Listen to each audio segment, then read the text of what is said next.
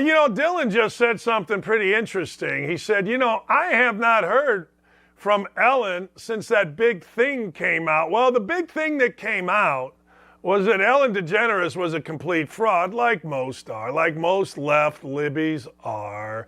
She was horrible to everyone around him, great up front, dancing and trying to be cute with her little friend, Ann Haitian Portia. I saw him out to dinner one time in L.A. She seemed nice. I don't know. I didn't talk to her. I have no interest in Ellen DeGeneres until she does something stupid, like abuse her assistants and abuse her position. But, of course, she's gay, so no one's going to say a word about it. But I guess they did, and her show is no more. So Ellen DeGeneres posts a video. Ellen DeGeneres is mad. Ellen DeGeneres, well, let's show it, shall we, Dylan? It's under complete evacuation, the entire town. This is the 5-year anniversary from the fire and mudslides that killed so many people, and people lost their homes, their lives. This is crazy on the 5-year anniversary. We are having unprecedented rain. This creek next to our house never flows, ever. Probably about 9 feet up, and it's going to go another 2 feet up. We have forces ready to evacuate.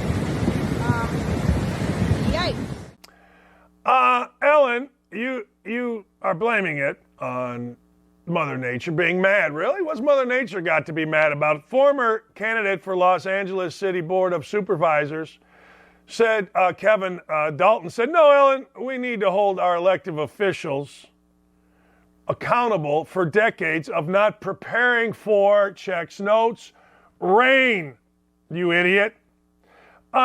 Somebody else said, Ellen, Mother Nature hates you because you treated your employees like crap. I would find this fascinating, says Joanna Schroeder. Except yesterday I was shown a video of Ellen harassing young Taylor Swift about the guy she's dated, despite Swift literally begging her to stop, setting a boundary again and again and again, nearly crying. As a woman, it made my stomach turn. This woman is horrible. Like, you got to understand, Ellen DeGeneres is horrible. And I'll be called some kind of ist for saying that she's horrible, but she's horrible. Maybe, well, what did Jordan Peterson say? Maybe we should put a virgin into a volcano. Now, you got to understand, Oprah and Ellen, Prince Harry, Meghan Markle, they live in this gated community called Montecito. By the way, speaking of gated, did you see Joe Biden? Did you see Joe Biden is gating his house in Delaware, or building a wall around his house? I know walls didn't work. But anyway, what the hell you doing, Ellen? Hey there, Peaches. How are you? What's going on? Is Portia okay? Okay, baby. All right, baby. Okay. All right. Okay. You be all right, Ellen. We hope you're okay. And it's Mother Nature. I think it's global warming in this case, Ellen, because we need to get our information from fake folk.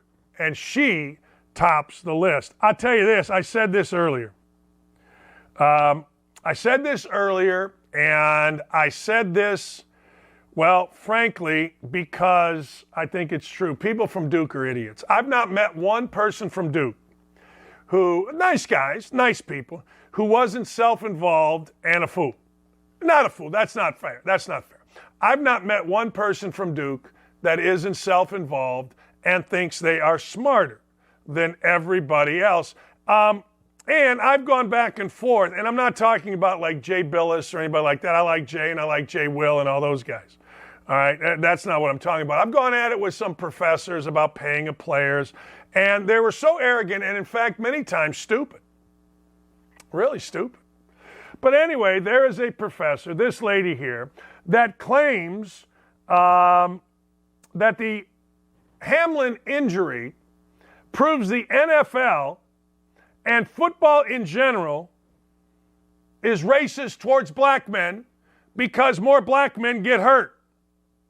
Well, there's more black men playing in the NFL, so more guys are going to get hurt. The only I'm not even going to get into it. I'm not even going to get into statistics because I've got a good one that would be not great for me probably in about 3 hours. But anyway, so this idiot, another one of these professors, says that football injuries are racist and disappropriately affect black men. Everything is racist. Let's just get that out of the way. This lady's name is Tracy Canada.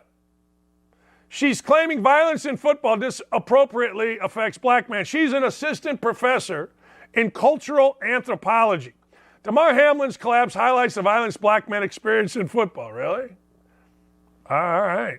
Claiming the heart attack he received was less of just a random occurrence, but in fact, racist. She goes as far as to say that Hamlin's heart attack was horrific for both its regularity and its exceptionality.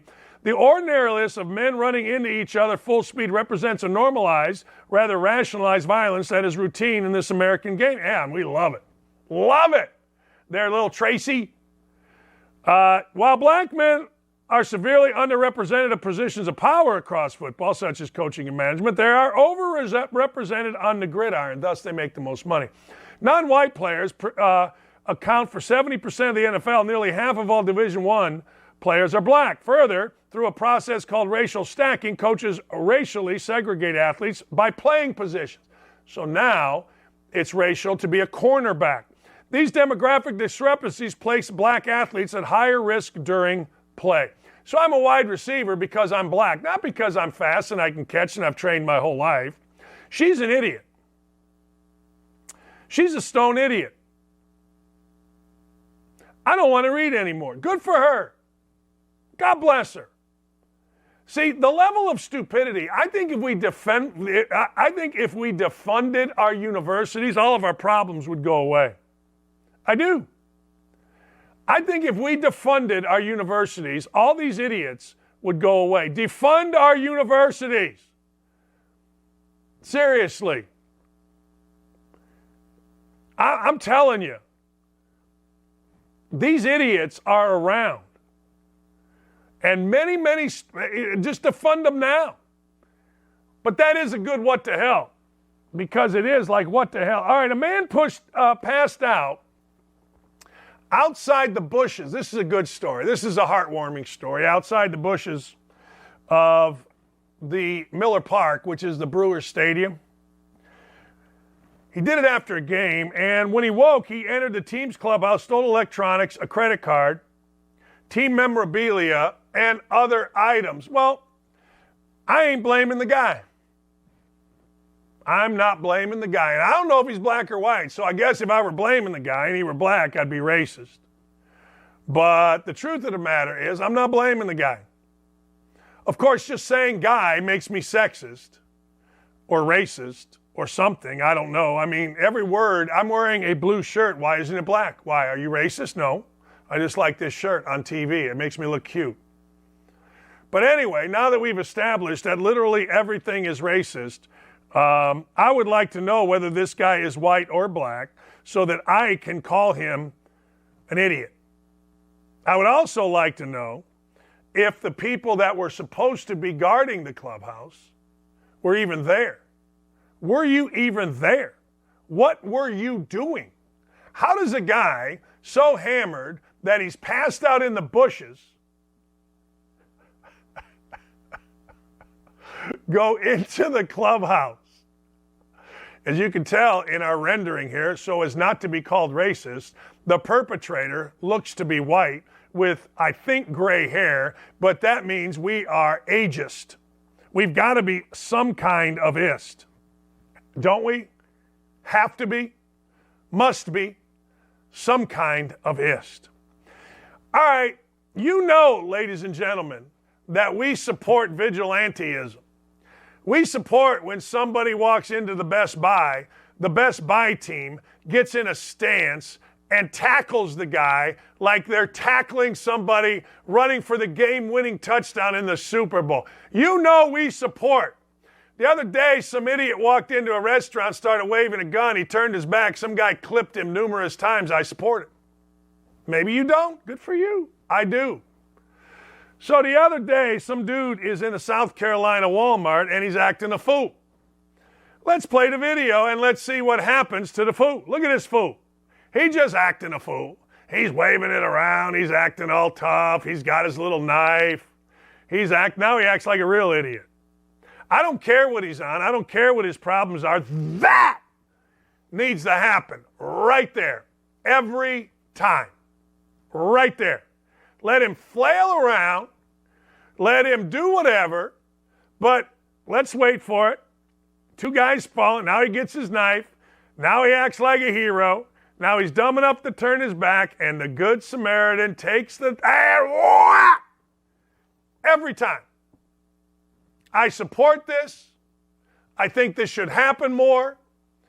I hope that I'm in a position one day, I probably shouldn't say this, where I can do that. I think this is great.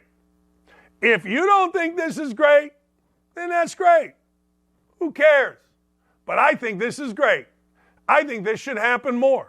I think, in fact, we should teach classes on how to do this. I think we should teach classes on the best things to take and whack somebody over the head. In fact, here's what I'm doing. I bought a gun. I didn't want to buy a gun. I've always been afraid of guns. I'm not going to get a carry permit because I don't want to carry the gun. I don't want to carry a gun. But I got to tell you, I'm not mad if my wife does. I live in Lawrence, Indiana. A cop was shot last night on 46th Street. Indianapolis is nuts. All I'm going to tell you is getting a gun, vigilante justice. I'm sorry. The world has changed. 10, 15 years ago, maybe I would have said no. But right now, hit that idiot over the head and let him figure it out with a rehab center or a therapist. And if that upsets you, I don't know what to tell you. All right. Deer are stupid. I mean, let's be honest. Deers are just stupid. I was listening to my friend Nigel Laskowski on the Hammer and Nigel show. Deer are just stupid. I mean, let's be honest. When you look at a deer, you're like, why are you in the middle of the street? Why are you in the neighborhood? But this might be, I don't know, this could be the dumbest deer of all time. Let's show this deer.